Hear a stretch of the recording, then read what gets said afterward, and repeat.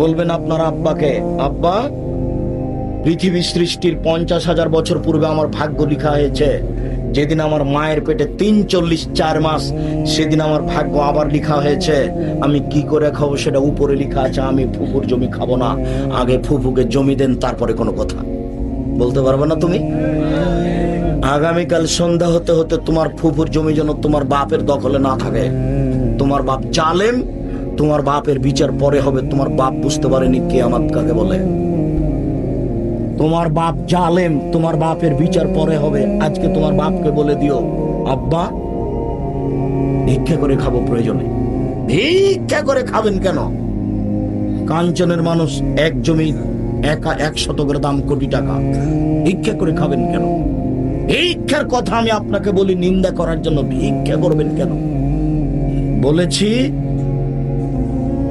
যে তোমার বাপকে বলে দিও, আব্বা, ফুফুকে জমি আগে দেন, তারপরে কোনো কথা। যদি ভাগ্যে ভিক্ষা করা থাকে তাহলে ভিক্ষা করে খাবো, ফুফুর জমি খাবো না।